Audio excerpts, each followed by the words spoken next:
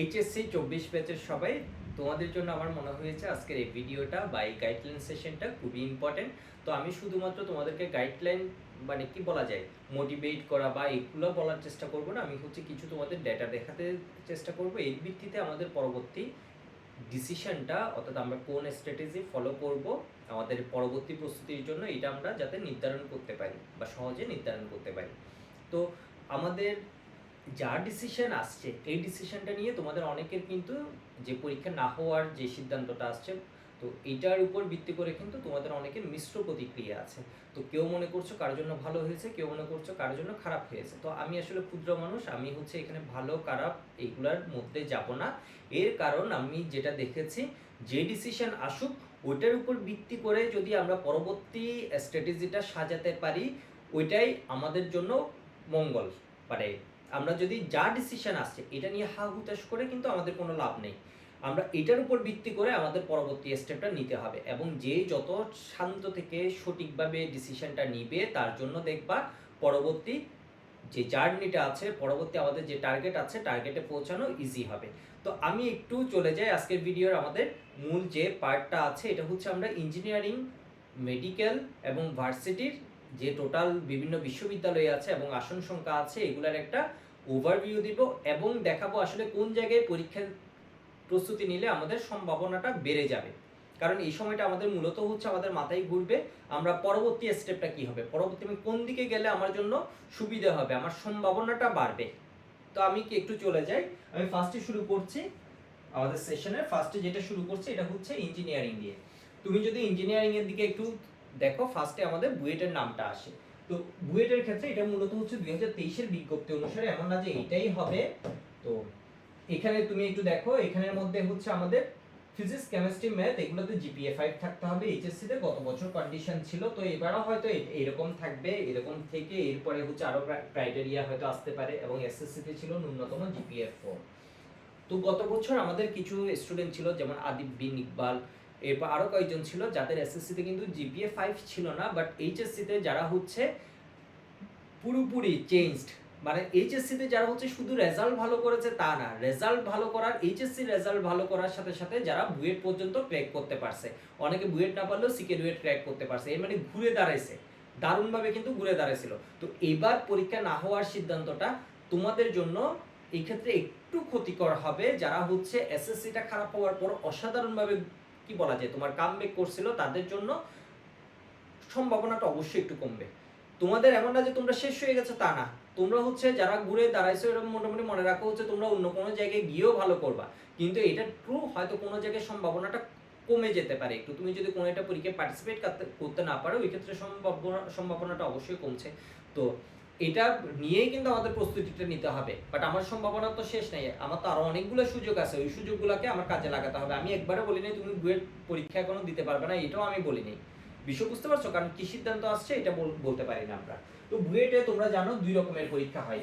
ফার্স্টে হচ্ছে প্রিলিমিনারি, এরপরে হচ্ছে তোমার রিটেন। তো প্রিলিতে মূলত বা প্রিলিমিনারি এক্সামে মূলত 18,000 পর্যন্ত এতদিন পর্যন্ত তোমার পার্টিসিপেট করার সুযোগ পেয়েছিল, মানে প্রিলি পরীক্ষায় 18,000 পর্যন্ত অংশগ্রহণের সুযোগ থাকতো। এটা মূলত হচ্ছে ফিল্টার করা, এটা ফিল্টার করে প্রায় 6,000-এর মতো সেকেন্ড ফেজ অর্থাৎ রিটেনের জন্য তোমার নির্বাচিত করা হতো। তো ওই 6,000 থেকে মূলত আমরা মেরিট লিস্টে তোমার কত 1309টার মতো সংরক্ষিত চারটা দেখা যাচ্ছে, তো 1309টা বা 1400 এর মতো এখানে কি আর্কিটেকচারটা লিখেছে। তো এরকম হচ্ছে আমরা একটা আসন সংখ্যা থাকতো সব মিলে। আর তোমরা তো জানো পরীক্ষা কিসে হয়, রিটেনটা ফিজিক্স, কেমিস্ট্রি, ম্যাথের উপর হয়। ফিজিক্স আর কেমিস্ট্রিতে রিটেনে ফাইনালি 33টা করে থাকে, আর হচ্ছে তোমার ম্যাথে থাকে হচ্ছে, এটা হচ্ছে প্রিলিমিনারিতে থাকে হচ্ছে 33 আর 34, আর রিটেনের মধ্যে তোমার থাকে হচ্ছে কত 13 আর 14, টোটাল হচ্ছে 400 মার্কসের রিটেন হয়। আর এটা হচ্ছে প্রিলিতে দেয়া আছে, প্রিলি হয় তোমার 100 মার্কসের, ঠিক আছে, প্রিলি হয় 100 মার্কসের। তো এবার আমরা একটু দেখি, আমার এখানে আসলে মেইন পয়েন্ট হচ্ছে আসন সংখ্যা। এখানে প্রায় দেখছি আমরা 1300 এর বেশি, কিছু বেশি আসন আছে। এরপর আছে হচ্ছে তোমার সিকেরুয়েটে গত বছরের যে বিষয়টা ছিল খুবই ভালো, ওরা এইচএসসি তে ফিজিক্স, কেমিস্ট্রি, ম্যাথ এবং ইংলিশ এগুলোর মধ্যে 18 চেয়েছিল, এর মানে জিপিএ চেয়েছিল তোমার কত 18। টোটাল 20-এর মতো, যেটা আমার কাছে মনে হয়েছে খুবই স্টুডেন্ট বান্ধব একটা কাজ তারা করছিল। মানে অনেক বেশি স্টুডেন্ট যাতে পরীক্ষা দিতে পারে এই বিষয়টা, এবং আসলে যোগ্য কেউ যাতে বাদ না যায় এই বিষয়টা কিন্তু তারা মাথায় রেখেছিল। তো গত বছর সিকিউরিটির ব্যাপারটা আমার জাস্ট অসাধারণ মনে হয়েছিল, যে ভর্তি ক্রাইটেরিয়াটা দিয়েছিল। তুমি দেখো ফিজিক্স কেমিস্ট্রি ম্যাথ এবং ইংলিশ, এর মধ্যে তোমার টোটাল জিপিএ কত হয় 20 18 চেয়েছিল কিন্তু। তো এই জিনিসটা আসলে বেশ ভালো। আর তোমার হচ্ছে সিকিউরিটি তুমি যদি আসন সংখ্যা দেখো 3231, তাহলে চুয়েটে 920, কুয়েট 1060, আর রুয়েটে কত দেয়া আছে 1230। তো আসনগুলো হয়তো একটু এদিক সেদিক হতে পারে। বুটেক্সে তোমরা দেখছো 600 এর মতো আছে, আইইউটিতে 750, তবে এখানের মধ্যে একটু স্কলারশিপের বিষয় আছে, এমআইএসটি তো এরকম একটু স্কলারশিপের বিষয় আছে 750।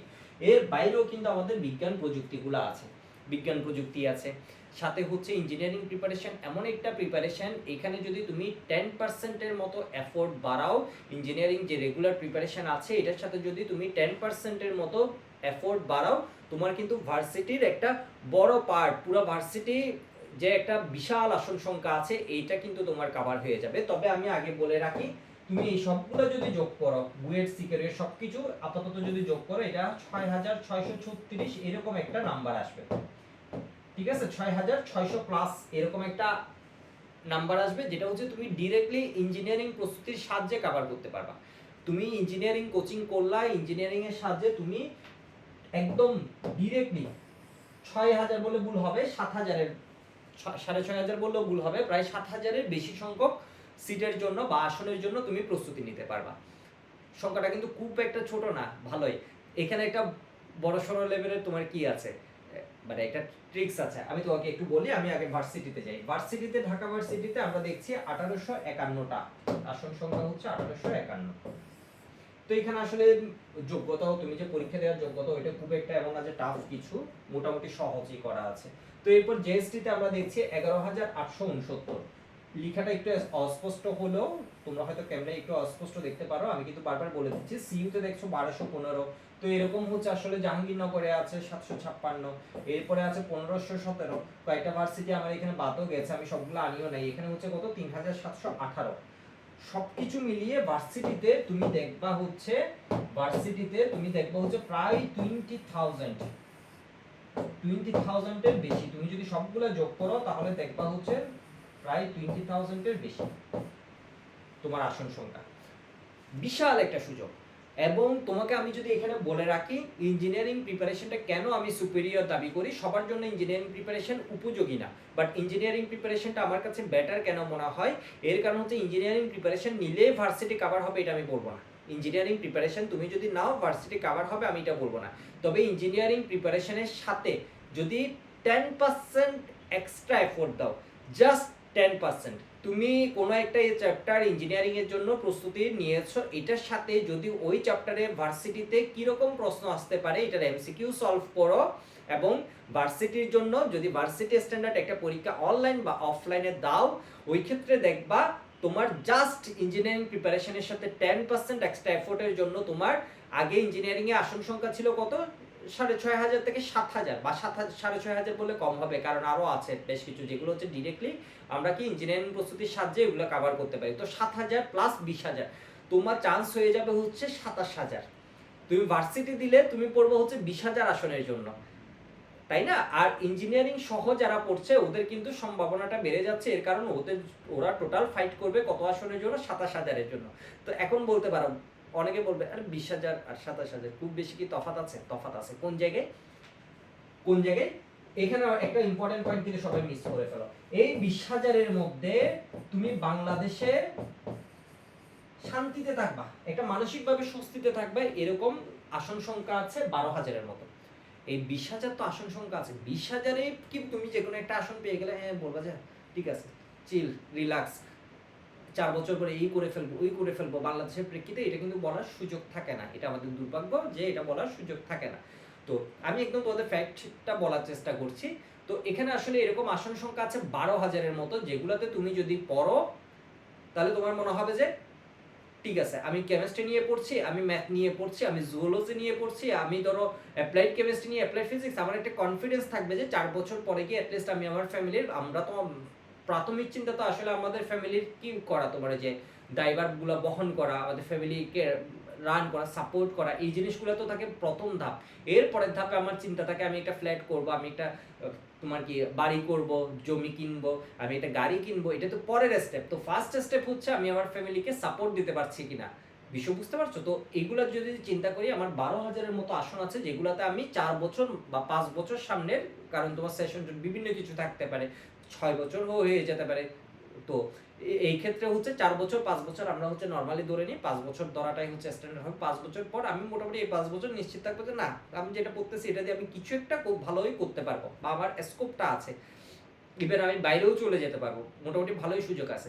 তো এরকম আসন সংখ্যা হচ্ছে 12,000 এই 20,000-এর মধ্যে। আর ইঞ্জিনিয়ারিং এ আমি যে বলেছি 7,000-এর মতো আছে, এর মধ্যে 5,500 আসন সংখ্যায় এরকম যে এগুলো পড়লে আমি মোটামুটি ঠিক, যে আমার মোটামুটি কনফিডেন্স আছে যে আমি ভালো কিছু করতে পারবো, আমি আমার ফ্যামিলির জন্য বা আমার নিজের কেরিয়ারের জন্য, আমি যদি বাইরে যেতে চাই, দেশে কিছু করতে চাই, আমি ভালো কিছু করতে পারবো। তো ইঞ্জিনিয়ারিং যারা প্রিপারেশন নেয় সেই জন্য ওরা হচ্ছে এরকম সিটের জন্য ফাইট করে হচ্ছে কত, প্রায় ধরো হচ্ছে তোমার 18,000-এর মতো হয়ে যাচ্ছে, তাই না? এটা অ্যাপ্রক্সিমেট 18,000-এর মতো হয়ে যাচ্ছে, যেগুলো থেকে আমার মোটামুটি ক্যারিয়ার করাটা ইজি হবে। আর ভার্সিটিতে যারা আছে এরা হচ্ছে তুলনামূলক 12,000-এর জন্য ফাইট করছে। তো ব্যাপারটা বুঝতেই পারছো। এবং ইঞ্জিনিয়ারিংরা যেহেতু প্রিপারেশনটা এবং পরীক্ষা দেওয়ার সুযোগ বেশি পাচ্ছে, সেই জন্য ওর এখানে আসার সম্ভাবনাটা বেড়ে যায়। তো এটা সবার জন্য ভ্যালিড না।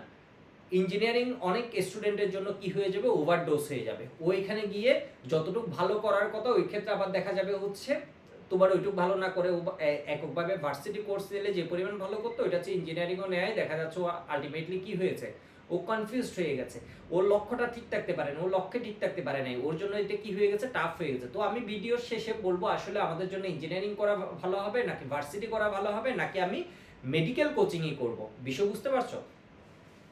তো এবার একটু দেখো,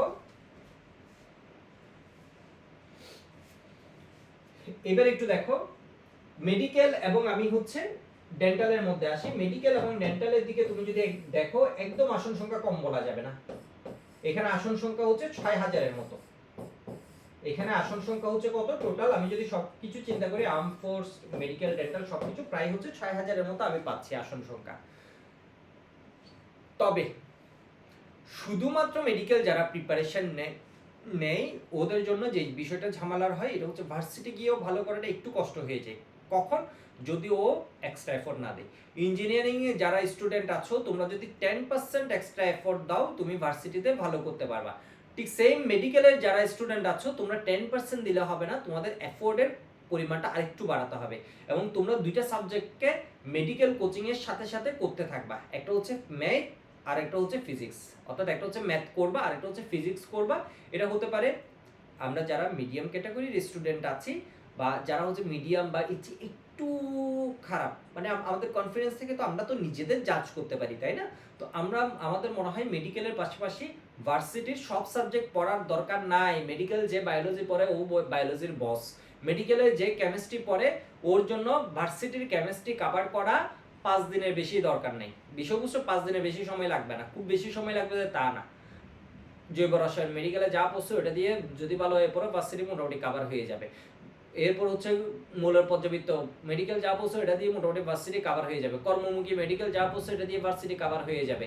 এরপর হচ্ছে তোমার মানে অনেকগুলা ইনফরমেশন রিলেটেড যেগুলো আছে, তো এগুলো হচ্ছে কভার হয়ে যাবে। এর বাইরে যে চ্যাপ্টারগুলো আছে এগুলো শুধুমাত্র আমরা ভার্সিটি থেকে পড়বো। তবে দুইটা সাবজেক্টে আমার আলাদা গুরুত্ব দিতে হবে। আমি কথা বলছি কাদের নিয়ে বলো তো, যারা মেডিকেল অ্যাসপাইরেন্ট আছো তাদের নিয়ে, অর্থাৎ যারা মেডিকেলে, যাদের স্বপ্ন হচ্ছে ডাক্তার হওয়া। ও তো নিঃসন্দেহে এখন হ্যাঁ ইঞ্জিনিয়ারিং এর সম্ভাবনা বেশি, আমি ইঞ্জিনিয়ারিং এ চলে যাব, এটা তো কখনো হতে পারে না। আমার স্বপ্ন যদি হয় ডাক্তার হওয়া, তাহলে আমি মেডিকেল কোচিং ই করব। তাহলে আমার ব্যাকআপ প্ল্যান কি, মেডিকেল কোচিং এর সাথে আমি ভার্সিটির ফিজিক্স আর ম্যাথ এই দুইটা সাবজেক্ট আগাতে থাকবো। কেমিস্ট্রিতে কভার করাটা তুলনামূলক মেডিকেল পরীক্ষার পরে যে সময় পাবো ওর মধ্যে ইজি হবে, হয়তো ম্যাক্সিমাম 7 দিন লাগবে কেউ পড়লে, কিন্তু ফিজিক্স আর ম্যাথ যদি না আগাও তাহলে পারবা না। তো আমরা গত বছর দেখেছি, গত বছর আমি একটু দ্রুত কথা বলছিলাম আসলে, কারণ বুঝতে পারছো এইগুলা হচ্ছে আসলে একটু দ্রুত শুনলে কোনো সমস্যা হয় না, এগুলো নর্মাল কিছু ইনফরমেশন আর হচ্ছে কিছু গাইডলাইন। তো এগুলো এমন না যে তোমার প্রত্যেকটা এগুলা মানে কথা বলতে থাকলে, একটু দ্রুত বলতে থাকলে এগুলো দেখবে তোমার মাথায় চলে যাচ্ছে আর কি, মাথায় গিয়ে হিট করছে। তো আমরা গত বছর, এর আগের বছর অর্থাৎ 23, 22, 21 সবসময় দেখেছি মেডিকেলের পাশাপাশি অনেকে ইঞ্জিনিয়ারিংয়ে হচ্ছে। এই ক্যাটাগরিটা কিন্তু ডিফারেন্ট। এই ক্যাটাগরিটা ওদের একাডেমিকটা খুব ভালোভাবে পড়া আছে, তাহলে অ্যাডমিশনেও গিয়েও কি করছে, অ্যাডমিশনে গিয়েও এরা খুবই পরিশ্রমী এবং ওর আগের কনফিডেন্সের জন্য কি করতে পারে বলতো, মেডিকেল কোচিংয়ের পাশাপাশি ইঞ্জিনিয়ারিং প্রিপারেশনটাও নিতে পারে। তো এই ক্যাটাগরিও থাকবে, এমন না যে আমার কথা শুনে সবাই মেডিকেলের পাশাপাশি ভার্সিটি প্ল্যান রাখবা, তা না। যারা হচ্ছে ভালো ক্যাটাগরি, টপার ক্যাটাগরি, তোমরা হচ্ছে কি করবা বলো তো, এর আগে তোমাদের বড় ভাইয়াদের থেকে দেখলেই বুঝবো ওরা তো একটা স্ট্র্যাটেজি ফলো করেছে, মেডিকেলের পরেও যা এই তোমার কি করতে পারছে, তোমার ইঞ্জিনিয়ারিং ক্র্যাক করতে পারছে, বুয়েট ক্র্যাক করতে পারছে, সিকেরুয়েট ক্র্যাক করতে পারছে, ইভেন মেডিকেল হয়নি তোমার সিকেরুয়েট ক্র্যাক করতে পারছে, বুয়েট ক্র্যাক করতে পারছে, এরকম অনেক আছে। তো এটা হচ্ছে তোমার একাডেমিক যাদের ভালো পড়া আছে, তোমরা যদি একটা রিভিশনের মধ্যে থাকো, সব ক্লাস ইঞ্জিনিয়ারিং এর করার দরকার নেই, একটা রিভিশনের মধ্যে থাকো, কারণ তুমি যদি আবার ইঞ্জিনিয়ারিং দুটো করতে গিয়ে মেডিকেল দিয়ে তোমার না হয় তাহলেও তো ঝামেলা। তো এটা আসলে তোমার একটা টাইম ম্যানেজ করতে হবে যে আমি এই টাইমটা আগেরগুলো রিভিশনের উপর রাখবো বা নতুন জিনিসগুলো গ্রহণ করার উপর থাকবে, নতুন পড়া কিছু কিছু করে আমি যাতে অ্যাড করতে পারি। তো এটা একটু টাফ, এটা হচ্ছে আসলে টপার ক্যাটাগরি। বাকিরা আমি যেটা বলেছি আমার মনে হয় ভার্সিটির ফিজিক্স ম্যাথ ধরে আগালে মেডিকেলের পাশাপাশি ইজি হবে। তো এই ক্ষেত্রে তোমার সম্ভাবনাটা অনেক বেড়ে যাবে। মেডিকেলে যদি কোনো কারণে না হয়, আমাদের পরীক্ষাগুলো তো কম্পিটিটিভ এক্সাম, আমার পরীক্ষা দিলে হবে ভালো স্টুডেন্টের ক্ষেত্রে আমি কিন্তু নিশ্চিত না। আমার পরীক্ষার দিন আমি অসুস্থ থাকতে পারি, আমার পরীক্ষার দিন আমি কোনো কারণে লেট করে ফেলতে পারি, আমার পরীক্ষার দিন কোনো একটা অনাকাঙ্ক্ষিত ঘটনা হচ্ছে আমার এক্সাম হলে হতে পারে। তো একটা ব্যাকআপ প্ল্যান রাখা সবসময় হচ্ছে ভালো এ, বর্তমান যুগটা এত কম্পিটিশনের মধ্যে যাচ্ছে, তো এটা কিন্তু একটা ভালো এ। তো আমার মনে হয় আমরা মোটামুটি একটা ডিসিশনে আসতে পারছি, মানে একটা ওভারভিউ পাওয়া গেছে যে আসলে কোন জায়গায় কোন আসন সঙ্গে। এবার সবচেয়ে কনফিউজিং যে কোয়েশ্চেনটা, এটা হচ্ছে আমি ইঞ্জিনিয়ারিং এ যাবো নাকি ভার্সিটিতে যাবো। মেডিকেলটা তুলনামূলক ইজি, আমার যারা ডাক্তার হওয়ার স্বপ্ন ওরা মেডিকেলে যাবে, ইঞ্জিনিয়ারিং যাবো না হচ্ছে ভার্সিটি যাবো। এই ক্ষেত্রে হচ্ছে আমরা ব্যাপারটা এইভাবে একটু ভাগ করতে পারি, ফিজিক্স,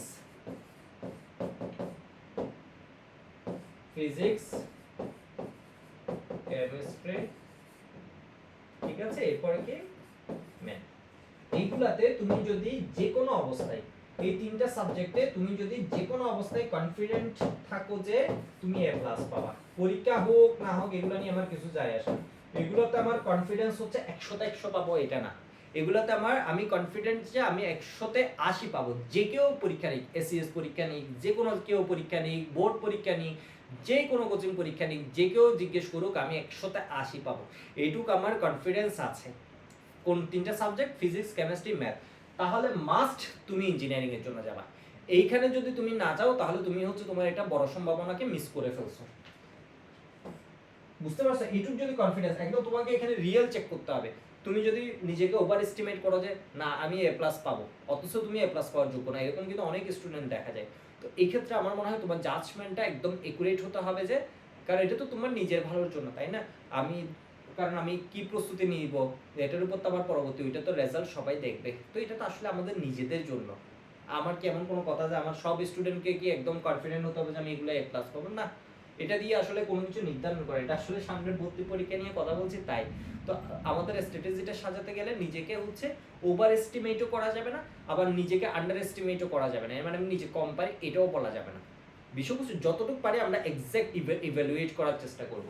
তো এইগুলোতে যদি আমি কনফিডেন্ট থাকি যে আমি এ প্লাস পাবো, তাহলে আমরা মাস্ট গো ফর কি বলতো, ইঞ্জিনিয়ারিং। তো ইঞ্জিনিয়ারিং এ গেলে আমি কি শুধু ইঞ্জিনিয়ারিং এর জন্য কি আটকে থাকবো? না, এই কাজ বর্তমান সময়ে করবা না। আমি তোমাদের বলছি না ইঞ্জিনিয়ারিং এর সাথে তোমাকে ভার্সিটি কোচিং করতে হবে, আমি তোমাকে ভার্সিটি কোচিং করার জন্য একবারও পুশ করছি না, বিষয়বস্তু এটা আমার উদ্দেশ্য না। কিন্তু তুমি কি রাখবা বলো তো, ইঞ্জিনিয়ারিং এর সাথে প্লাস ভার্সিটি। মানে কি, মানে এমন হতে পারে ব্যাপারটা, তুমি ধরো ইঞ্জিনিয়ারিং এর কোনো একটা চ্যাপ্টার পড়ছো, চ্যাপ্টারটা পড়ার পর তুমি কি করলা, তুমি হচ্ছে ওই চ্যাপ্টারের ভার্সিটিতে বিগত বছরের ডিইউ গুচ্ছ সবগুলোতে কি কি কোয়েশ্চেন আসছে এটা কিন্তু দেখে নিবা, কি কি কোয়েশ্চেন আসছে এটা দেখে নিবা। ধরো গুণগত রসায়ন পড়লা, ভার্সিটিতে গুণগত রসায়ন রিলেটেড অর্থাৎ 10% এফোর্ট, কিন্তু আবার বেশি এফোর্ট না, কি আসছে এটা দেখে নিলা। এই স্ট্যান্ডার্ড একটা মডেল টেস্ট তুমি অনলাইনে দিলা বা অফলাইনে দিলা, তোমার ক্লাস করার দরকার, অনলাইনে দিলা ভার্সিটির জন্য আলাদা ক্লাস করো, ওই টাইমটা তোমার দেওয়ার দরকার নেই। অনলাইনে তুমি হচ্ছে একটা এক্সাম দিলা অথবা অফলাইনে দিলা অথবা বিভিন্ন বই হয়তো মডেল টেস্ট বুক থাকতে পারে, ওই বুক থেকে ওই চ্যাপ্টারের উপরে একটা এক্সাম দিলা, তাহলে তোমার মাথায় সেট হয়ে গেল কি আমি ইঞ্জিনিয়ারিং এর সবচেয়ে এক্সট্রিম প্রিপারেশন নিয়েছি, সাথে তুলনামূলক ইজি যেই প্রস্তুতিটা ভার্সিটি বাট একটু ডিফারেন্ট, সেমটা দিয়ে না বাট 10% এফোর্ট দিলে এই জিনিসটা কিন্তু কাভার হয়ে যাবে, এই জিনিসটা কাভার করে ফেলছে। তাহলে দেখো তোমার জন্য এটা হচ্ছে বেস্ট। এখন তোমার যদি মনে হয় যে না আমি এখানে এ প্লাস মনে হয় ফিজিক্সে পাবো না, ফিজিক্সের যে কেউ পরীক্ষা নিলে আমি উপরে এ প্লাস পাবো, এটা আসলে আমি বলতে পারছি না, আমার একটু কনফিডেন্স নেই, আমার অনেকগুলো চ্যাপ্টারে একটু ঝামেলা আছে। কেমিস্ট্রিতে বা কেমিস্ট্রি বা বলবো যে না আমার মনে হয় এরকম এ প্লাস পাবো নিশ্চয়তা নেই, ম্যাথে ধরো আমার নিশ্চয়তা নেই, ওই ক্ষেত্রে তুমি কিন্তু তোমার মেইন টার্গেট হবে ভার্সিটি, ঠিক আছে? তখন কিন্তু তুমি ইঞ্জিনিয়ারিং এ গেলে উল্টা তোমার যে সম্ভাবনাটা আছে, তোমার যে পটেনশিয়ালটা আছে এটা তুমি নষ্ট করবা। তুমি ভার্সিটিতে সহজ প্রিপারেশন বারবার রিভাইসের মাধ্যমে তুমি যদি মাথায় সেট করে ফেলো যে পরিমাণ ভালো করতে পারবা, তুমি যদি সাথে ইঞ্জিনিয়ারিং এর লোডটাও নাও স্ট্রেসটাও নাও, তোমার জন্য এটা কি হবে বলো তো, খুব হতাশাজনক একটা সময় হবে। আর আমরা যখন পড়ালেখাকে এনজয় করতে পারবো না তখন কিন্তু আমি চাইলেও এটাতে ভালো করাটা অনেক কষ্ট হয়ে যাবে। তবে তোমাদের আমি একটা পজিটিভ দিক বলি, তোমরা যদি পড়ালেখার মধ্যে মন দাও, পড়ালেখাটাই যদি তোমরা চিন্তা করো আমি জোর করে কয়দিন পড়বো, পড়ালেখা জিনিসটা এতই মজার, সায়েন্স জিনিসটা সায়েন্সের সাবজেক্টগুলো এতই মজার, দেখবো যে ওই তোমাকে টেবিলে টেনে নিবে, ওই ওই তোমাকে পড়ার টেবিলে আটকে রাখবে। তুমি এরকম করে এক সপ্তাহ পড়ো, তোমার পড়তে ইচ্ছে করছে না, কষ্ট করে পড়লা, এর পরের সপ্তাহে দেখবা তোমার জন্য টেবিলে থেকে পড়াটা অনেক ইজি হবে, শব্দগুলো সায়েন্স তোমার কাছে আসা শুরু করছে, ফিজিক্স কেমিস্ট্রি ম্যাথের কনসেপ্টগুলো তোমার মাথায় ও নিজেই হচ্ছে আসা শুরু করে দিচ্ছে। তো মোটামুটি বুঝতে পারছো এই তিনটা সাবজেক্টের কথা কেন বলছি, এই তিনটা সাবজেক্ট আসলে খুবই জরুরি, এই তিনটা সাবজেক্টে তোমার কনফিডেন্স থাকাটা, এবং কোনোটাতে যদি তুমি একটু অনিশ্চিত থাকো মানে নিশ্চিত না থাকো, ওই ক্ষেত্রে তুমি হচ্ছে ভার্সিটিতে যাবা, ভার্সিটিটাকে ভালোভাবে ভার্সিটির ক্লাসগুলো করবা, ভার্সিটির এক্সামগুলো ভালোভাবে দিবা, বারবার রিভাইজ দিবা। তো আমরা আরো সময় যখন যাবে তখন তুমি একটা জিনিস বুঝতে পারবা, পড়াটা ইম্পর্টেন্ট না, পড়ার সাথে রিভিশনের গুরুত্ব। তোমার 50% যদি পড়ার উপর থাকে, আর বাকি 50 বলবো না, বাকি 30% হচ্ছে তোমার কিসে বলো তো, রিভিশনের উপর, আর 20% হচ্ছে স্ট্র্যাটেজির উপর তোমার হচ্ছে সাফল্যটা নির্ভর করবে। তো আসলে এই ভিডিওটা আমি জানি না সবগুলা পয়েন্ট আমি আমার দিক থেকে আসলে ব্যাখ্যা করার চেষ্টা করেছি, তো অনেকের জন্য হয়তো বেশ কাজ দিতে পারে। আমার মনে হয়েছে এই সময় এসে এই ভিডিওগুলো তোমাদের জন্য খুবই ইফেক্টিভ হতে পারে, মোটামুটি একটা তুমি আইডিয়া পেতে পারো। আরেকটা বিষয় কি, আমাদের অনেকগুলো ডিসিশন আসে জীবনে, সবগুলো ডিসিশন আমাদের অনুকূলে আসে তা না, বিষয় বুঝতে পারছো? কারো অনুকূলে আসে, কারোর জন্য দেখবা হচ্ছে অনেকগুলো ডিসিশন, এই ফেজে ধরো যে ডিসিশনটা আসছে সেটা আমাদের কারো হচ্ছে অনুকূলে আসছে আর কারোর জন্য ব্যাপারটা একটু খারাপ হয়েছে। কিন্তু মানে আমি যেটা দেখেছি এটা নিয়ে হচ্ছে তোমার পড়ে থাকলে হয় না, যে ডিসিশন আসবে সবসময় তুমি হচ্ছে ফেয়ার আনফেয়ার এটা চিন্তা করে লাভ নেই, তুমি হচ্ছে যেই ডিসিশন আসবে এটার উপর ভিত্তি করে কিন্তু আমাদের পরবর্তী ধাপে আগাতে হবে। যে যত দ্রুত হচ্ছে এই জিনিসগুলো অ্যাডাপ্ট করতে পারে, এই জিনিসটাকে নিতে পারে, মানতে পারে, ওরই হচ্ছে কি ভালো হয়। যেমন আমি তোমাদের খুব সহজ একটা উদাহরণ দিব কিনা বুঝতে পারছি না, অনেকে ধরো ব্রেকআপের পর চিন্তা করে আমার জীবন শেষ, আমি শেষ, বিষয় বুঝতে পারছো? এই করে কি বসে থাকলে ওর জীবন আগাবে? ওকে তো অ্যাকসেপ্ট করতে হবে, আমার ধরো কোনো একটা জিনিস ব্রেকআপ হলো বা আমার কোনো একটা জিনিস লাইফে কোনো একটা জিনিস খারাপ হলো, আমার তো এটাকে হচ্ছে গ্রহণ করতে হবে, যে আমাকে মেনে নিতে হবে এটা আমার সাথে হয়েছে, এখন আমি কি করব পরবর্তী, বিষয় বুঝতে পারছো? তো আসলে জীবনে হচ্ছে এগুলো খুব নর্মাল বিষয়, যে ডিসিশন আসবে আমরা ওর উপর ভিত্তি করে কিন্তু আমরা স্ট্র্যাটেজি সাজাবো। তো এই তো, তোমাদের কোনো কিছু যদি জানার থাকে অবশ্যই কমেন্টে জানাবা, আমি সর্বোচ্চ চেষ্টা করব হচ্ছে রিপ্লাই দেওয়ার, এখন সাথে সাথে দিতে না পারলেও আমি চেষ্টা করব পরবর্তীতে যেগুলো ইম্পর্টেন্ট এগুলোর হচ্ছে উত্তর দেওয়ার। তো আজকে এইটুকুই।